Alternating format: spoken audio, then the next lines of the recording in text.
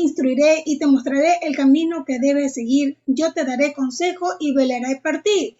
Hola, mis queridos hermanos, bienvenidos una vez más a su programa de Fe Católica, transmitido aquí en Radio Fides. Aquí estamos junto con nuestros hermanos presentes. Bienvenidos, mis queridos hermanos, Angelito Caicedo, nuestro hermano Néstor Nieto y Julita Villacrés. Una vez más aquí compartiendo con ustedes la palabra del Señor. Hoy vamos a tocar un tema muy importante para todos los católicos, que es lo que les falta a los grupos proselitistas, con el objetivo nosotros de ampliar más nuestros conocimientos en cuestión de los católicos, para darle un pequeño break de los temas que vamos a tocar. Ya vamos a ver un poco sobre el valor de los sacramentos, la primicia de Pedro, tradición, María Madre de Jesús, culto a la verdad y entre otros temas muy importantes. Pero también primero vamos a entrar en oración en presencia de nuestro Señor Jesucristo para que nos ilumine y podamos llegar siempre con tu palabra, mi Señor Jesús. Hermano Caicedo, vamos a iniciar primero, pues hermanito, con la oración, con el micrófono, y así procedemos. Muy bien. En el nombre del Padre, y del Hijo, y del Espíritu Santo. Amén. Ven, Espíritu Santo, llena los corazones de tus fieles, enciende en ellos el fuego de tu amor. Envía, Señor, tu Espíritu, y renovarás la faz de la tierra. Oh Dios, que has instruido los corazones de tus fieles con la luz del Espíritu Santo, concédenos que sintamos con rectitud y gocemos siempre de tus divinos consuelos. Por Jesucristo nuestro Señor. Amén. Quedamos reunidos entonces en el nombre del Padre, y del Hijo, y del Espíritu Santo. Amén. Muy bien, queridos hermanos, gracias por estar nuevamente con nosotros. ¿Quedas con la introducción, Karina? ¿Qué más? Claro que sí. Vamos a presentar el día de hoy.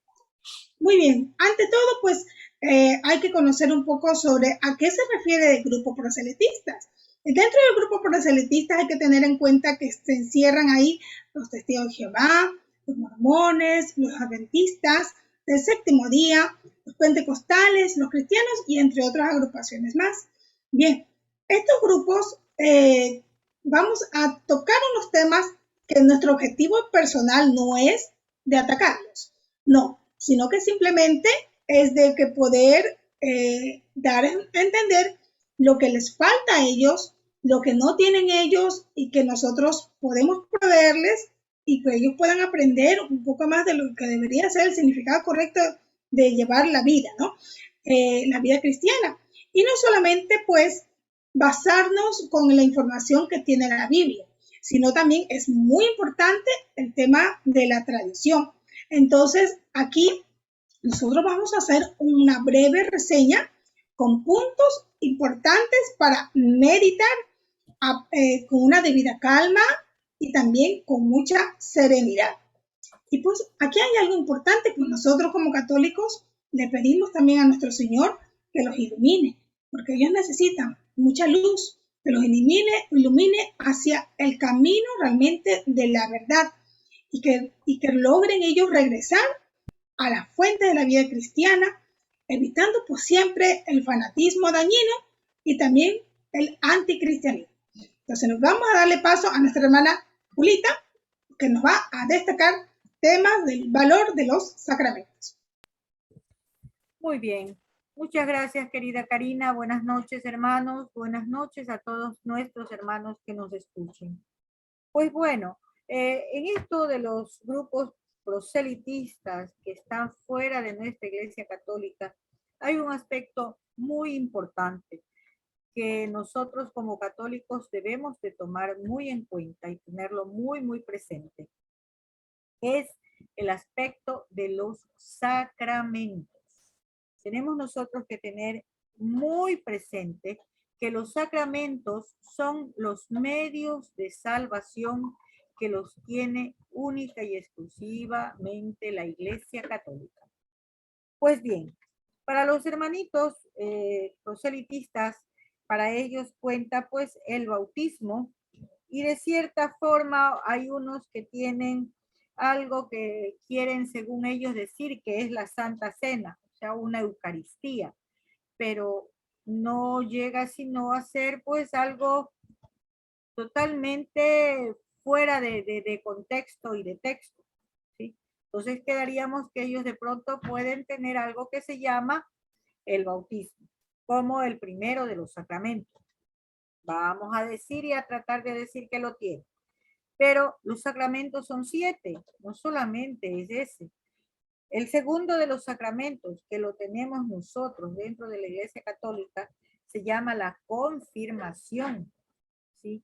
Y les aclaro algo, los sacramentos no es invención de la Iglesia Católica.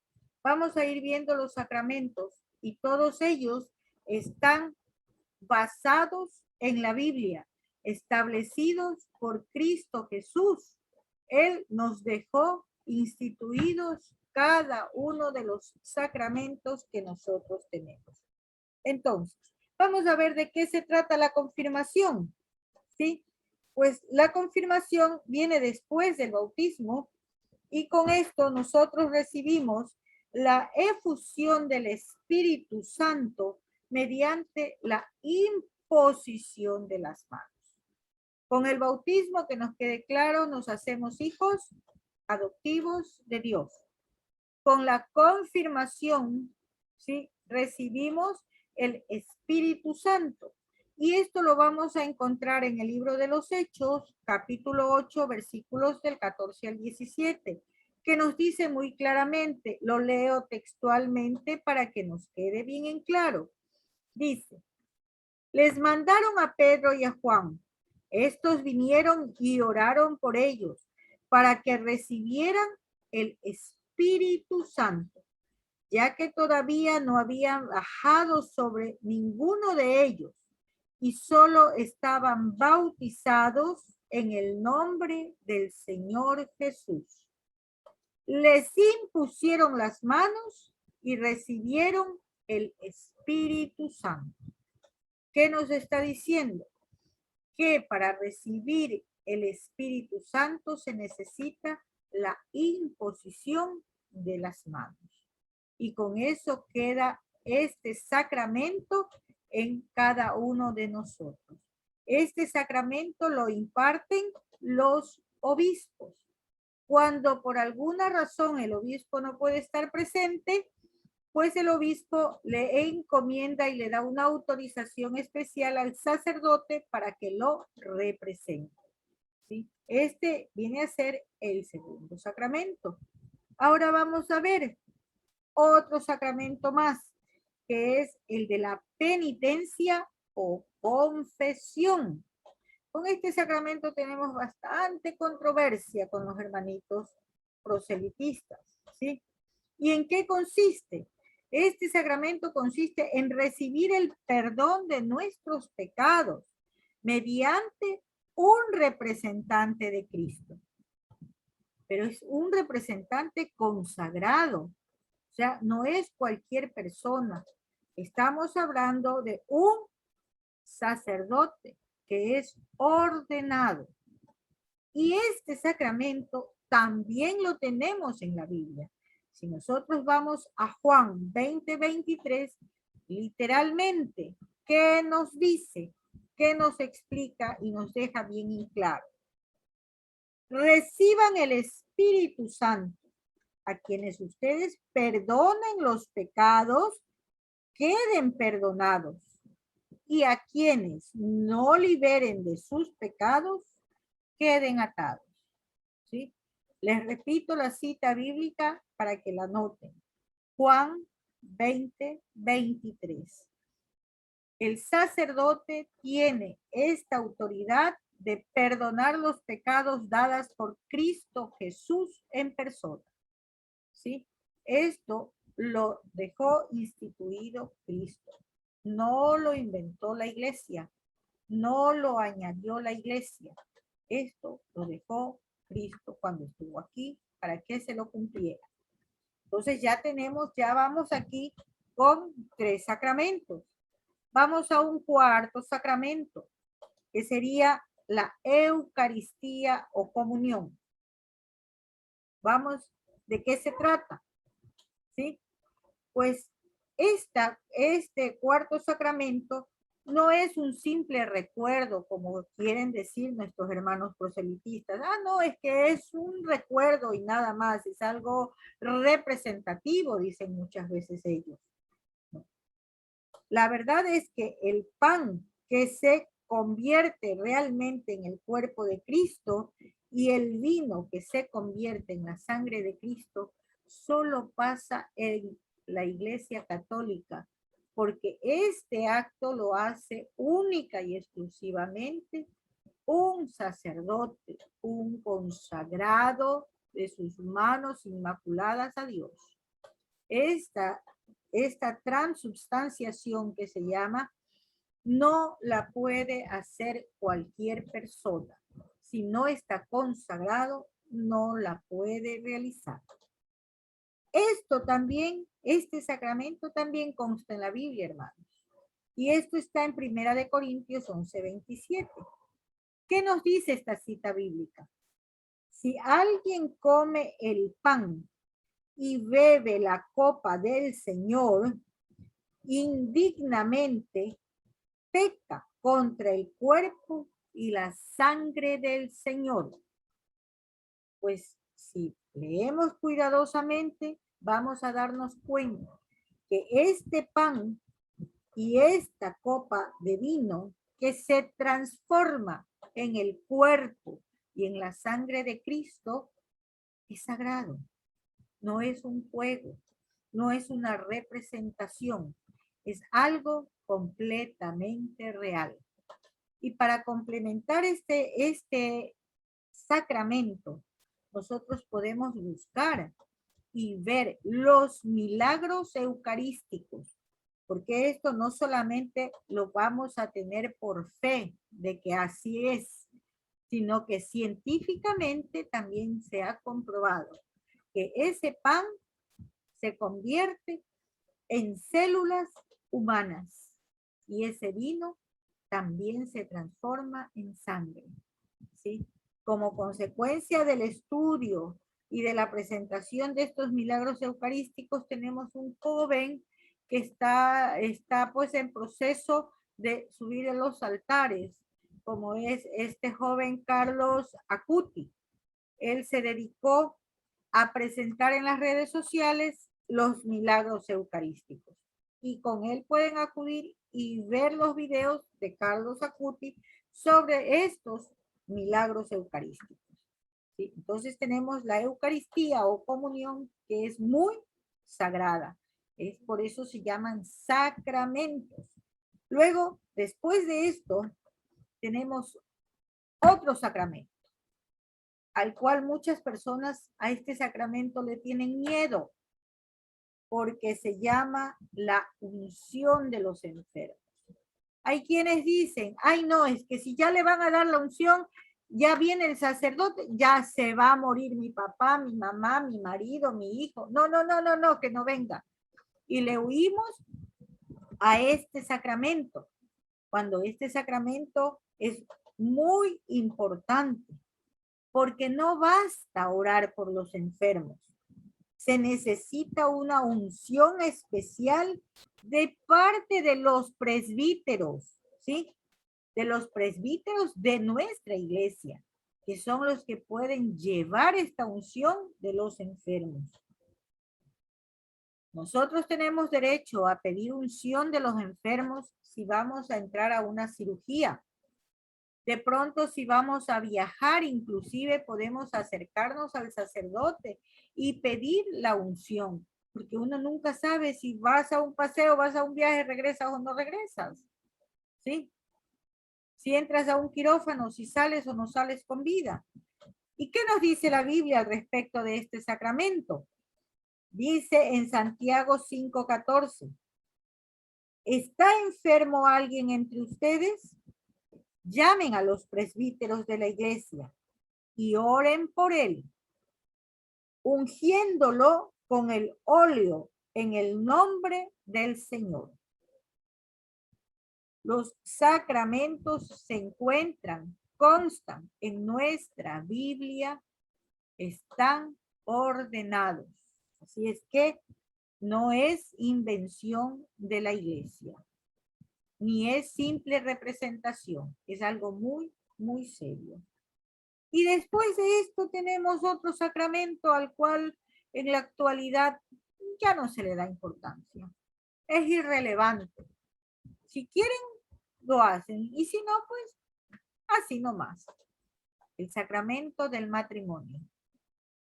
Este sacramento en la actualidad no le paran bola, no les interesa.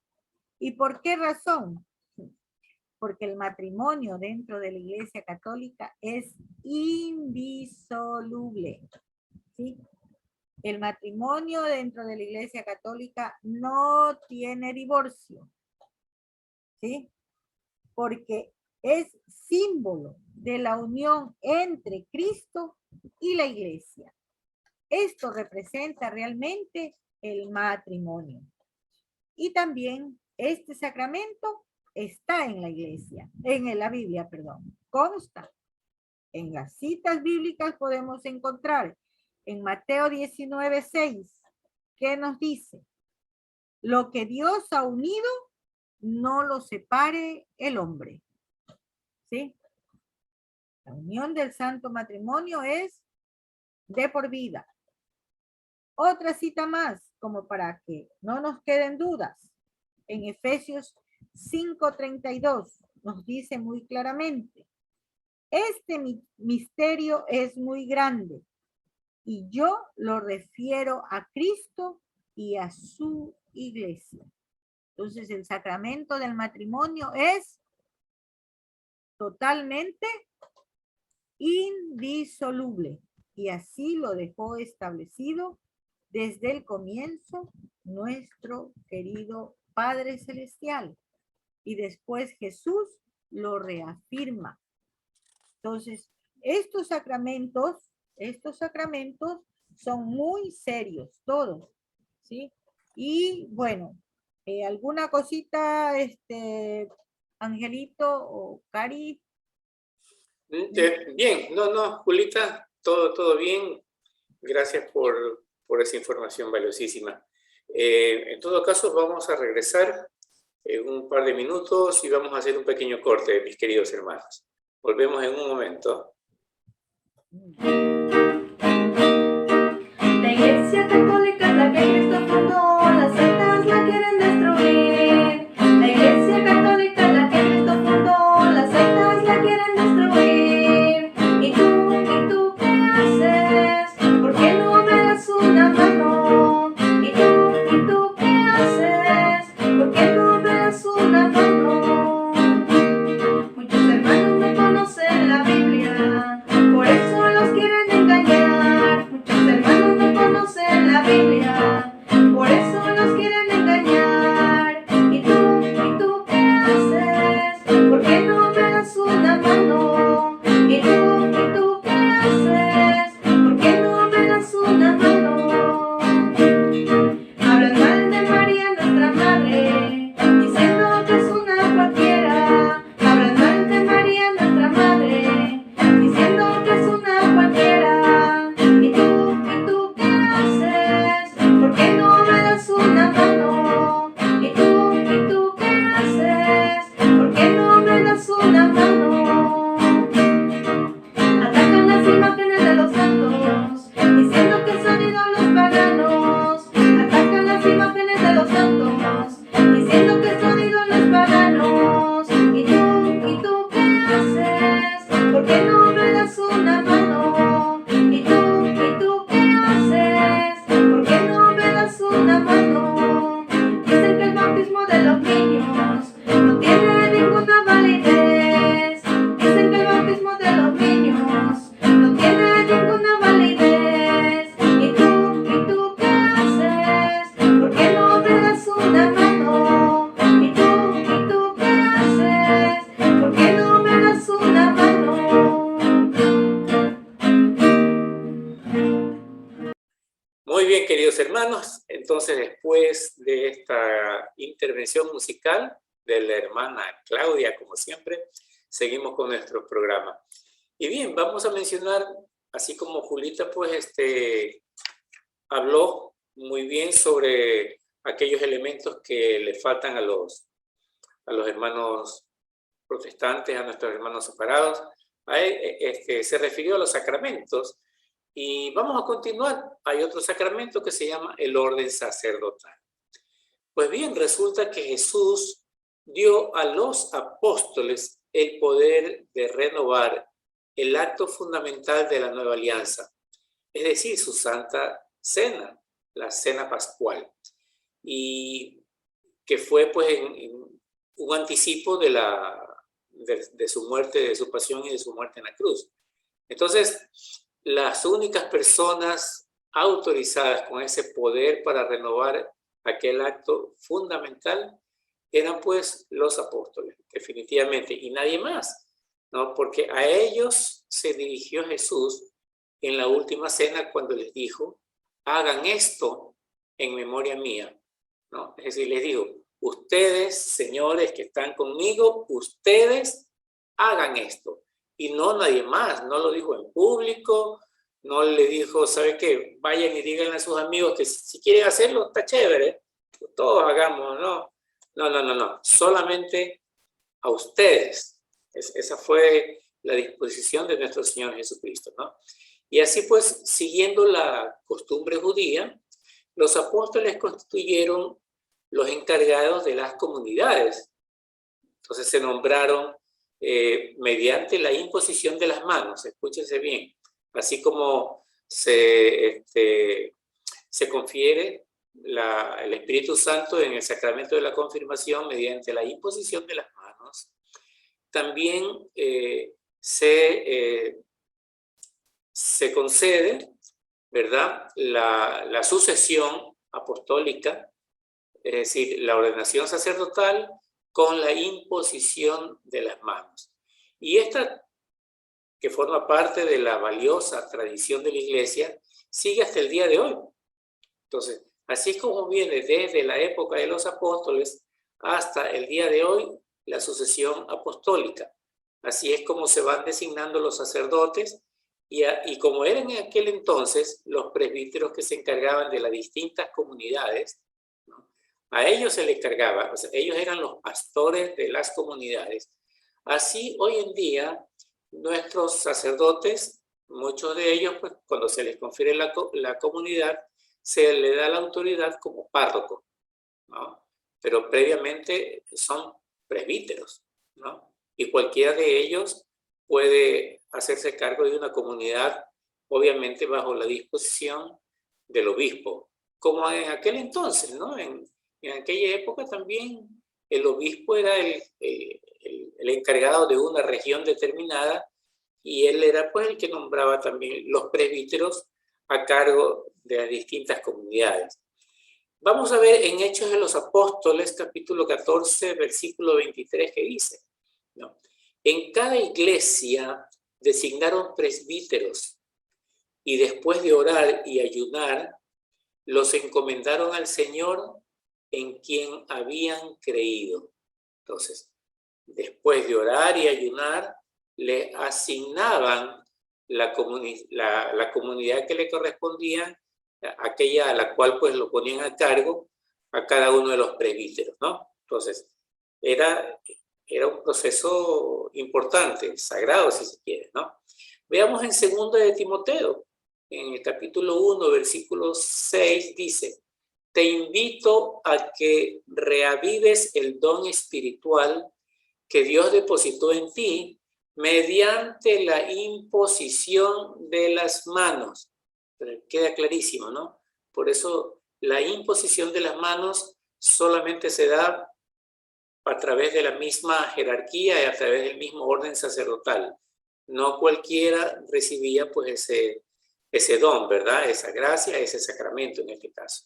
Entonces, el orden sacerdotal ya en esa época se daba a través de la imposición de las manos y hasta el día de hoy continúa, ¿no? Esto, como muy bien lo dijo Karina, ¿no?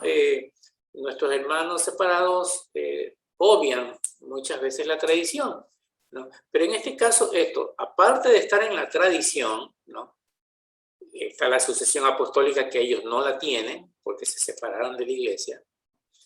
está en la Biblia.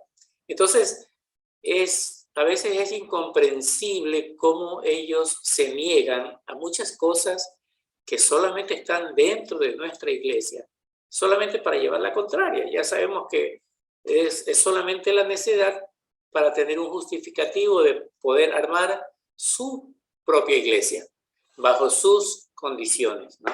Apartados totalmente de aquello que dice en las mismas Sagradas Escrituras, ¿no? Y así como esto, otro aspecto importante que hay que tomar en cuenta, que ellos no lo tienen, porque obviamente se separaron de la iglesia, es la primacía de la cabeza de la iglesia en la tierra, en este caso, que se la concedió Jesús ¿a quién? A Pedro. Entonces, en conformidad con la enseñanza de Cristo, la Iglesia Católica atribuye entonces a Pedro y a sus sucesores no solamente el primer lugar de honor, es decir, ser la cabeza, ¿verdad? Sino también el de jurisdicción, de autoridad, de mando. Es lo que llamamos nosotros la jerarquía. Por eso tenemos la jerarquía de la iglesia, donde la cabeza visible es el Papa, ¿verdad? Y no porque a la Iglesia Católica se le ocurriera de que así tenía que ser, sino porque Jesús así lo mandó. Si no, veamos lo que dice entonces Mateo en el capítulo 16. Dice, tú eres Pedro, o sea, piedra, y sobre esta piedra edificaré mi iglesia, que los poderes del infierno no prevalecerán sobre ella. Y aquí viene el orden, la autoridad que le da Jesús a Pedro cuando le dice, yo te daré las llaves del reino de los cielos. Como dicen en mi barrio, a tú te digo, a ti Pedro, a ti te estoy dando las llaves. Yo te daré las llaves del reino de los cielos, le dijo Jesús. Y agregó, todo lo que ates en la tierra será atado en el cielo.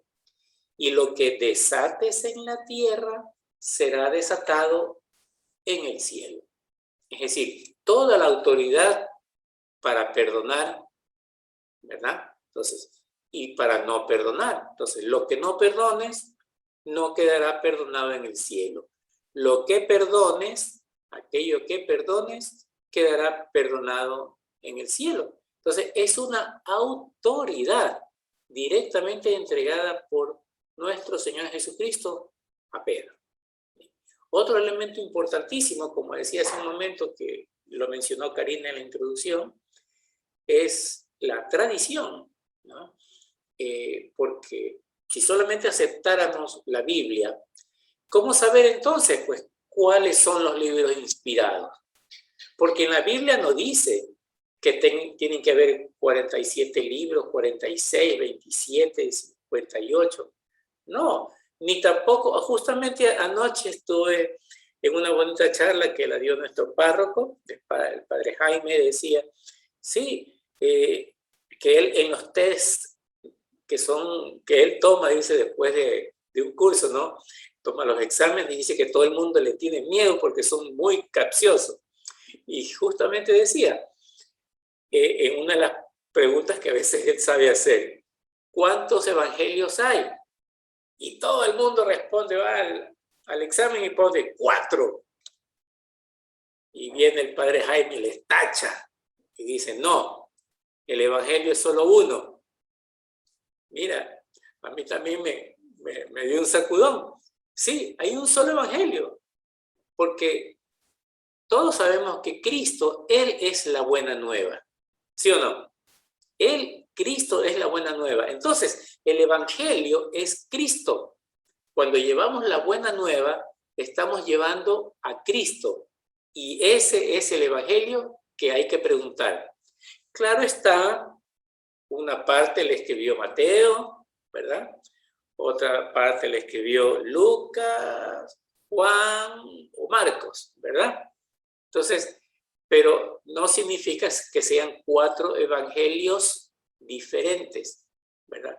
Nosotros de repente lo identificamos así por efectos de identificar un determinado libro, ¿no? Pero no es que sean 4 evangelios diferentes, sino 4 autores que escribieron sobre el mismo evangelio, porque tampoco es que ahí está todo, ¿verdad? Como ya lo vamos a ver más adelante, ¿no? No recuerdo exactamente el capítulo, pero en el Evangelio de Juan encontramos algo que es muy clarito, muy bonito, que dice: hay además otras muchas cosas que hizo Jesús, ¿verdad? Si se escribieran una por una, pienso que ni todo el mundo bastaría para contener los libros que se escribieron, ¿verdad? Entonces, ahí está clarísimo. No todo lo que enseñó nuestro Señor Jesucristo se escribió. Gran parte de eso se continúa en la iglesia gracias a la tradición. Y aparte que ya está exhaustivamente demostrado, comprobado, porque es histórico, no es porque yo lo diga, ni lo diga la Biblia o lo diga el sacerdote. Ya es parte de la historia y todos la sabemos, ¿verdad? ¿Cómo se determinaron qué libros eran sagrados o no? ¿Verdad? Porque justamente la iglesia que ya existía antes de que se escribieran los libros, porque los libros se empezaron a escribir más o menos 100 años después de la muerte de nuestro Señor Jesucristo. Sí, entonces, ¿de qué estamos hablando, no? Ya al comienzo no existían los libros y la iglesia ya existía. Nadie pensaba en ese momento del libro. Entonces, la tradición poco a poco fue recolectando los libros, ¿verdad? Y la misma iglesia, a través de sus concilios, por ejemplo, la primera recopilación oficial, si se quiere, de la Biblia, más o menos como la conocemos ahora, fue, como todos sabemos, la de los 70, ¿verdad? Aquellos 70, creo que fueron 71, 72, sabios ancianos que fueron nombrados por la iglesia para que puedan ellos, a través de un estudio exhaustivo, determinar cuáles eran realmente los libros inspirados y cuáles no. Entonces, así nace, de la tradición, no al revés, ¿no? Es decir, como decía el padre Maturgi, ¿no? Lo decía muy clarito en sus charlas, decía, sí, nuestros hermanos protestantes, para ellos es como el ejemplo de la vaca y la leche, ¿verdad? Entonces dice, sí, ¿de dónde viene la leche? Entre paréntesis, Biblia. De la vaca. La vaca es la iglesia, ¿verdad? Entonces, del vientre de la iglesia, ¿verdad? Del interior de la vaca sale la leche. Del interior de la iglesia salen los libros, sale la Biblia. Entonces, al desechar la tradición, es como que nuestros hermanos separados dijeran, no, sí, lo único que vale es la Biblia, entonces nos quedamos con la leche, matamos a la vaca. Así decía el padre Maturgi, ¿no? Entonces, matamos a la iglesia, no nos interesa porque ya tenemos la Biblia. Entonces, y es lo que conversamos en la reunión de la semana pasada tan bonita que estuvo, ¿no? Nuestros hermanos, pues justamente, nuestros hermanos separados arrancan, ¿verdad?, en el protestantismo con la libre interpretación de la Biblia y donde solamente la Biblia era lo que bastaba, ¿no? Y con la Biblia, la sola Biblia y la sola fe, es lo que decían ellos, ¿no? Sola fides, sola, no me acuerdo la traducción en latín entonces, solo Biblia, solo palabra. Entonces, ahí está el error de desechar la tradición, ¿verdad? Y bien, yo voy a hacer una pausa ahí un ratito, voy a hablar un poquito sobre, voy a hacer nomás una introducción y yo creo que la próxima semana vamos a continuar sobre el tema de María, por ejemplo, ¿no? En todo caso, nuestros hermanos separados se empeñan en rechazar el papel tan importante, tan singular y tan exclusivo que le da Dios a María dentro del plan de salvación, ¿no? Dentro de la economía de la salvación, María juega un papel fundamental. Entonces, al ponerse contra María, se está poniendo en contra de lo que ellos mismos predican, que para ellos es el centro de todo. Se está poniendo en contra de la Biblia mismo, ¿no? Porque ahí vamos a encontrar, ya lo vamos a ver, hoy día no lo voy a mencionar por efectos del tiempo, ¿verdad? Voy a darle paso a mi querido hermano Néstor para que él continúe con otros temas importantísimos también. Pero en todo caso, vamos a revisar, me hacen acuerdo si me olvido la próxima semana. En todo caso, encontraremos citas, ¿verdad? Sobre María. Habremos de mencionar unos pocos porque no es un curso de Mariología lo que vamos a dar, sino simplemente hacer referencia a algunos puntos, ¿verdad? Entonces, en algunas citas encontraremos, pues, donde habla de María, del honor que se le da a María. Hay citas de Lucas, hay donde encontramos el encuentro de María con su prima Isabel, y citas interesantísimas, ¿no? Entonces, yo voy a permitirme entonces en este ratito hacer una muy breve pausa y le doy paso a Néstor para continuar. Entonces regresamos en un minuto luego de este espacio musical. ¿Estamos listos, Néstor? ¿Verdad que sí? Bien, regresamos. La Iglesia Católica es la que Cristo fundó, las sectas la quieren destruir. La Iglesia Católica es la que Cristo fundó, las sectas la quieren destruir. ¿Y tú qué haces? ¿Por qué no me das una mano? ¿Y tú qué haces? ¿Por qué no me das una mano?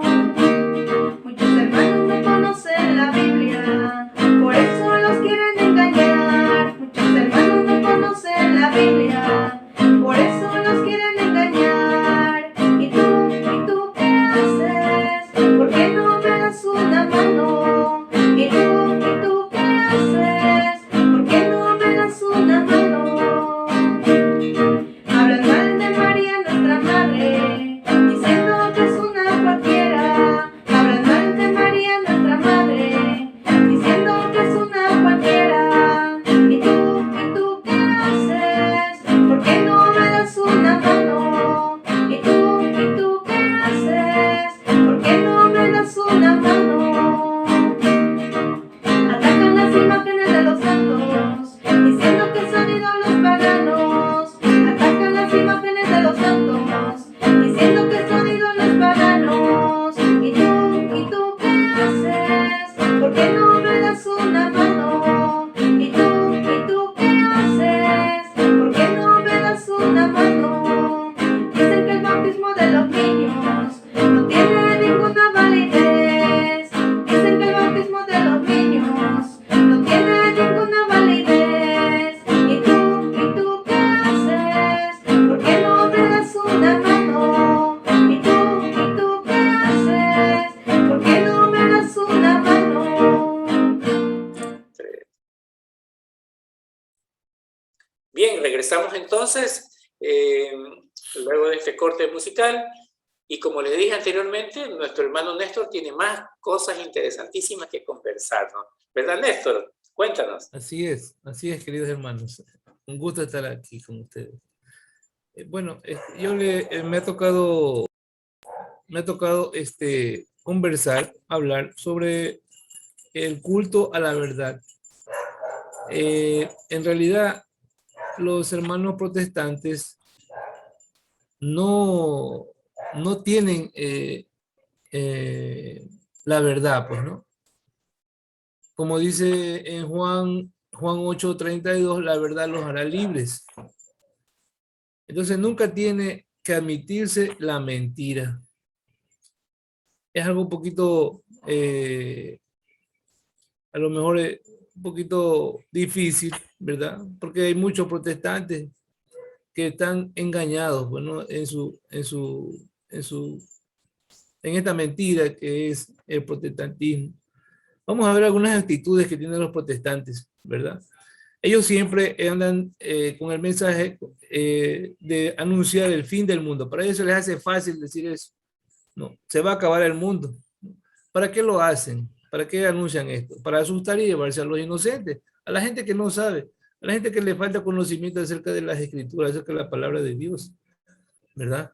Jesucristo en Mateo 24 nos dice, Mateo 24:36 nos dice que ni siquiera él, ni siquiera los ángeles saben cuándo llegará ese día, pues, ¿no? Del mundo. Pero en cambio los protestantes lo anuncian como que si fuera algo que ya va a suceder y como que ellos supieran que va a suceder, cuándo va a suceder, ¿no?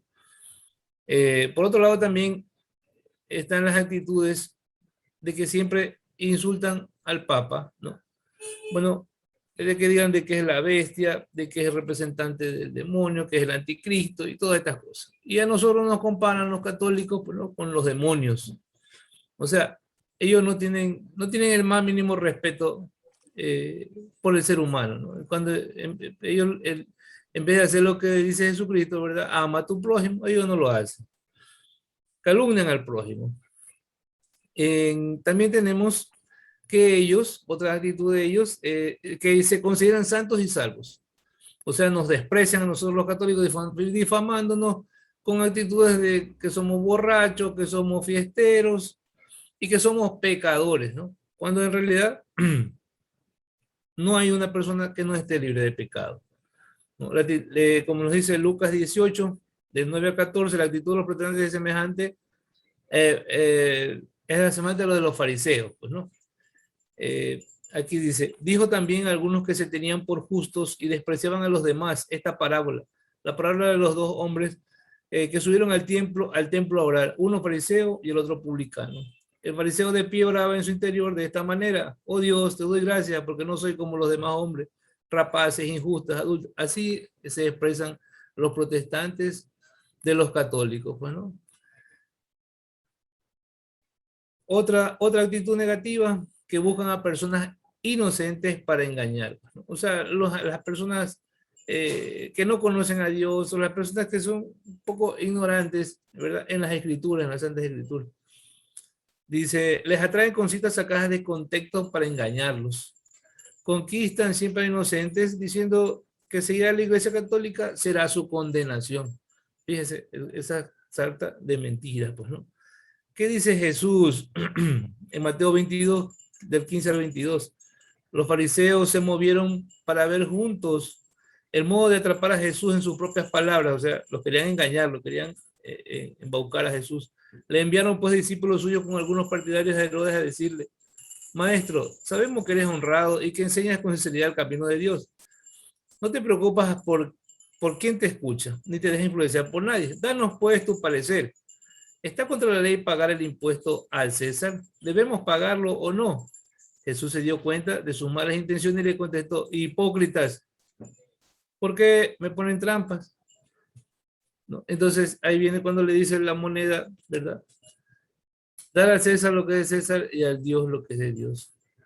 Entonces, ellos una vez más se comparan con los fariseos, con los judíos de ese tiempo, ¿no? Engañan en una actitud sinceramente inexplicable. ¿Por qué lo hacen?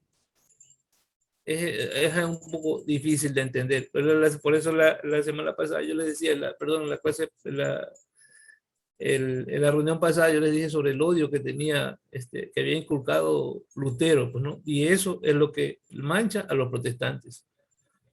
Otra actitud negativa es que trabajan mucho por su propio beneficio y se hacen llamar pastores, ¿no? Como ustedes ya saben, alguien viene y dice que, por ejemplo, que ha tenido una visión y que Dios le dijo que ponga una iglesia, y cogen y ponen la iglesia. ¿De qué se benefician ellos? Del diezmo.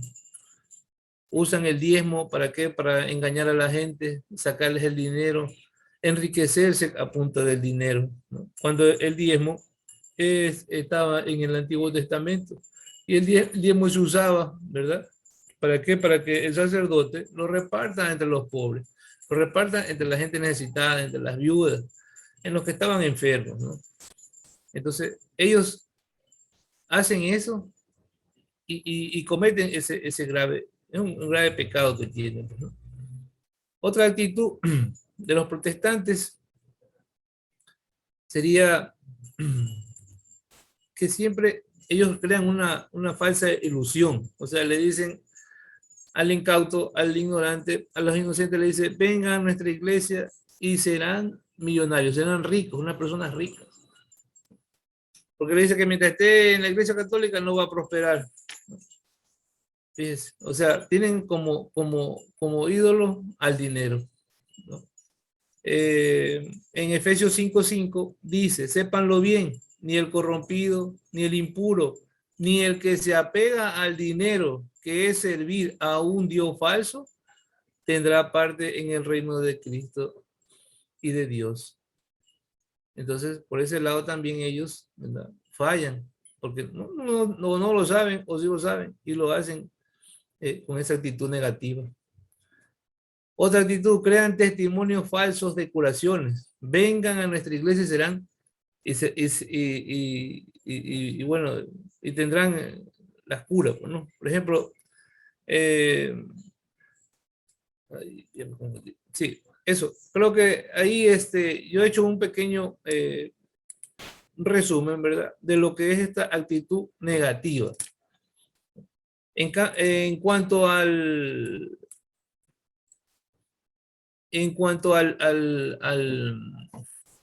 la parte del culto en sí, ¿verdad? En la parte del culto, ese es un tema un poquito más extenso, ¿no?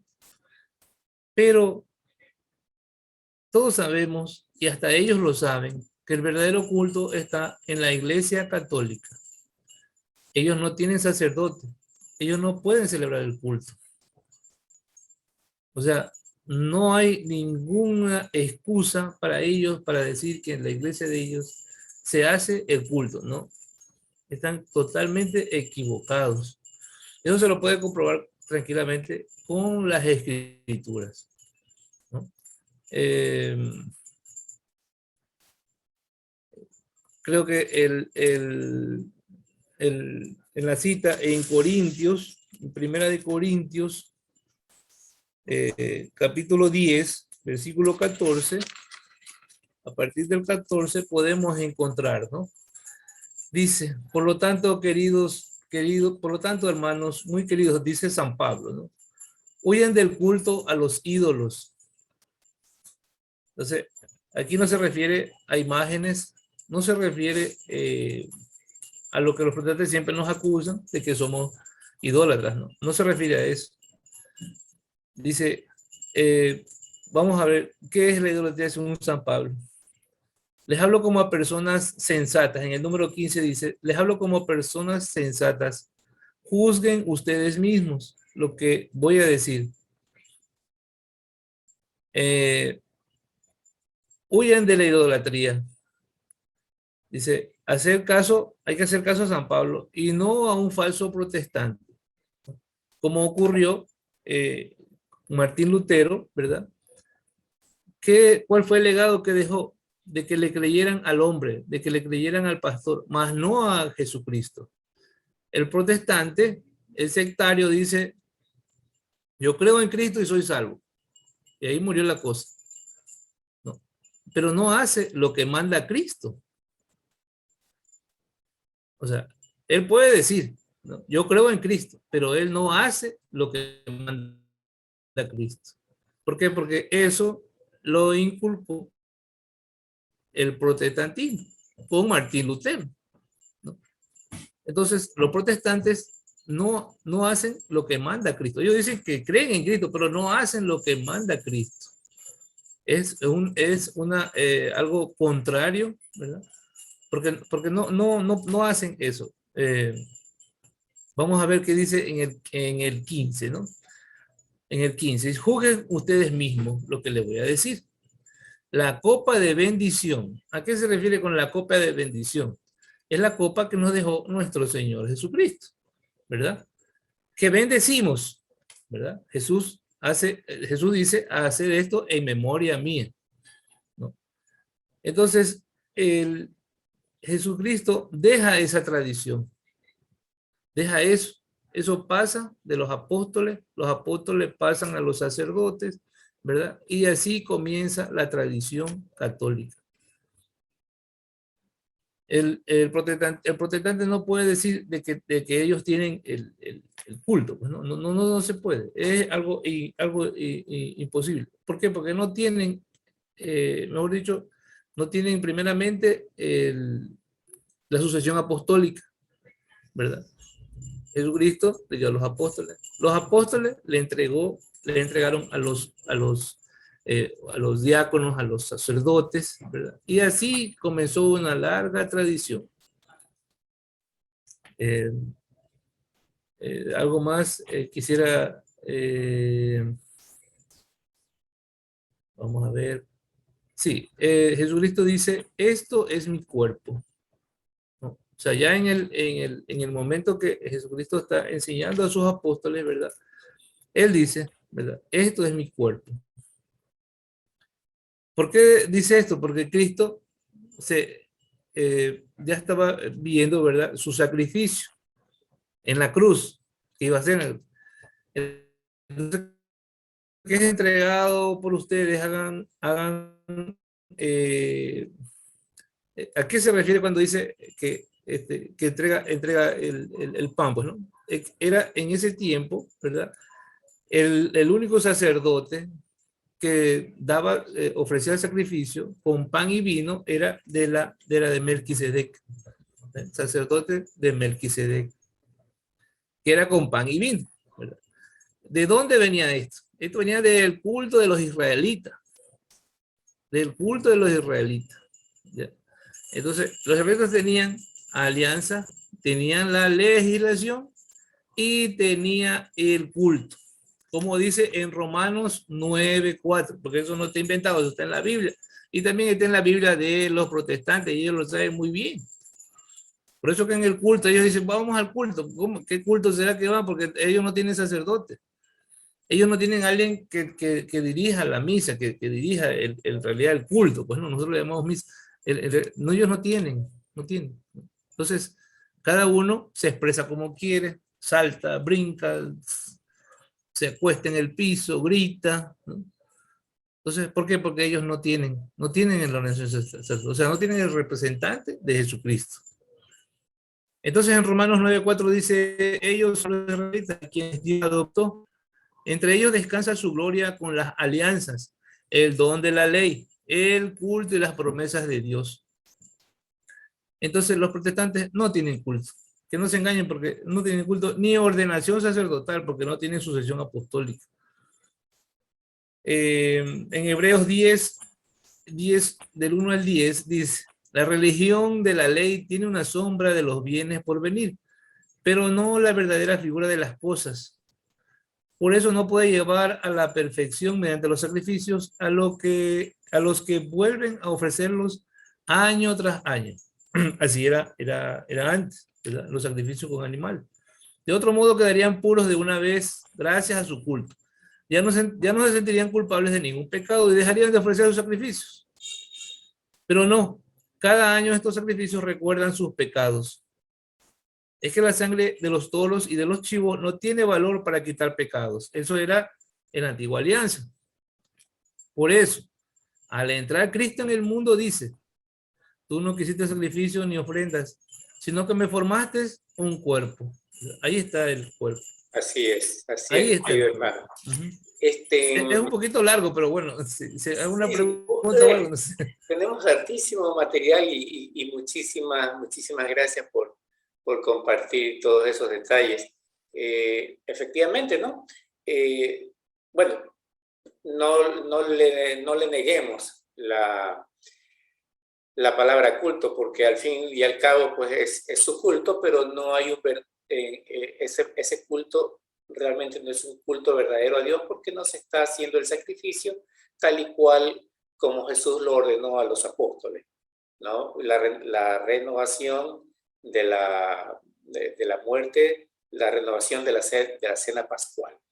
Y ellos tendrán otro culto, pero asimismo, acuérdate de los cultos paganos. Era un culto, pero no era el culto que Dios quería. No era un culto para Dios, ¿no?